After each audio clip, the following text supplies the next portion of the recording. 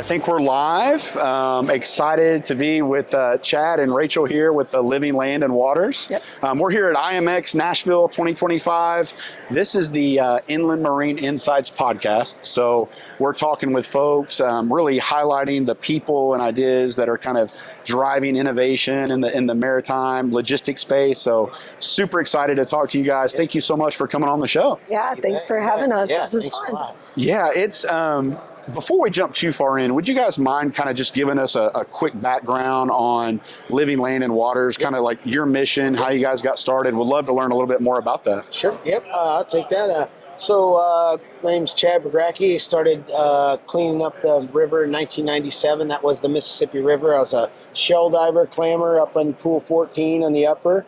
And anyway, saw all the trash out there, anything from 55-gallon barrels to a pop bottle, anything in between, and just got sick of seeing it and thought, this is a symbol of the country and the Mississippi River, one of the most famous rivers in the world. And so saw a NASCAR race and gave me an idea when I was 17 to get a sponsor. And here we are 27 years later and just been doing it ever since. And now we've worked on doing over 1,400 river cleanups around the country. We have 2 floating classrooms through the Inland River system. And worked with over 132,000 people and planted 2,400,000 oak trees. And anyway, so we do quite a bit. That's how it started, and that's what it's evolved into. 14 million pounds on 29 different rivers. So 14 million pounds? Yeah, you got it. Yeah. Whoa. So we're traveling and picking up garbage and living the dream on the river. So my first question, what do you guys do with all that?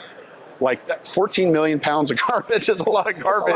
Where's that going? How are you guys handling that? Probably out of the 10 million pound, or out of the 14 million pounds, 10 million pounds, unfortunately, we estimate was of plastics. And for a while, we had no outlet for it. So my wife that worked on the barge for 19 years with us and lived out there, she was in charge of getting rid of all the waste. She moved off of the barge. We bought an old tractor cab factory on the banks of the Mississippi River.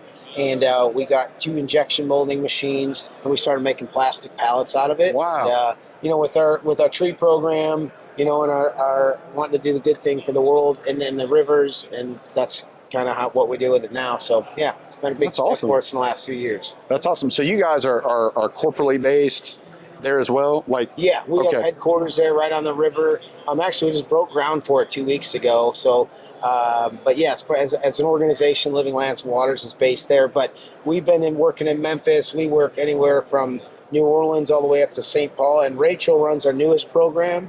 And I don't know, Rachel, you want to tell them about that? Please, yeah. The Mississippi River Institute is our new classroom barge, and we're really excited to have this new program as it gets young adults connected to the river in various ways, and it's through conservation, so caring about the river, being protective of it for not only today's generation, but next generations as well. But our main goal is to really get students and young adults connected to the river for careers. And so it's really wonderful because, event like the IMX, gosh, what an amazing room to be in with a lot of amazing people that are all contributing to the river in a lot of exciting various ways. And so through this Mississippi River Institute program, we're saying to these students, hey, we're not telling you who to be, but just here's all your options. And these are all wonderful maritime careers that are brought to you, obviously, by the river. So it's awesome. That's awesome. I think you kind of answered some of this already, but one question that comes to mind is, we're surrounded in an environment right now of maritime professionals. Yeah. Like any just kind of thoughts or feedback on maybe just how the maritime community in general can better support environmental stewardship? I honestly think they do, in a lot of, certainly with Living Lands and Waters, we've had great support. I mean, pretty much any major of the towboat companies, they most support us. I mean, our COSA is starting to buy pallet. I mean, there's just a lot. So we have a lot of support, but that's also why we're here too, is to gain more support.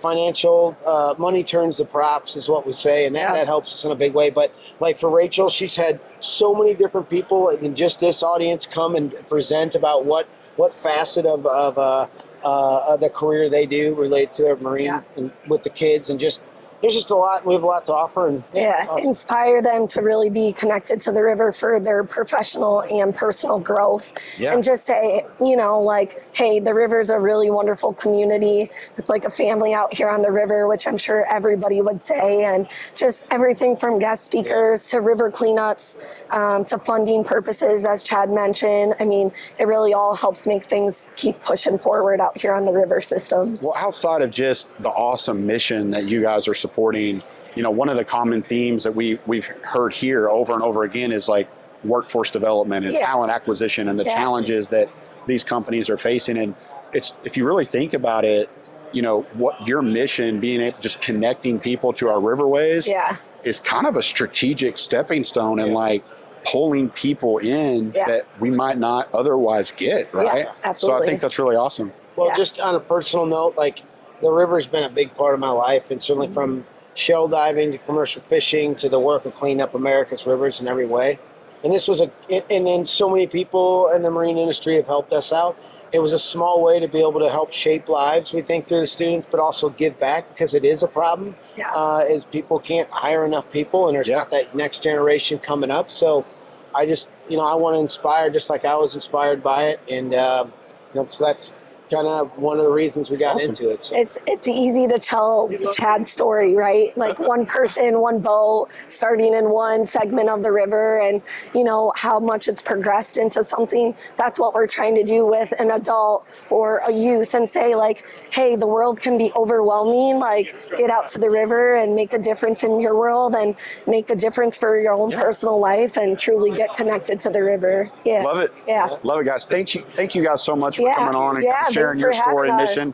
You guys are obviously driving a very commendable mission, a needed mission. For sure. In our space. So I'm excited to kind of share this story with, you know, the IMX community and our listeners as well. So thank you so much. Thanks for having us. This has been awesome. Appreciate it. Thank you so much. Thanks for having us.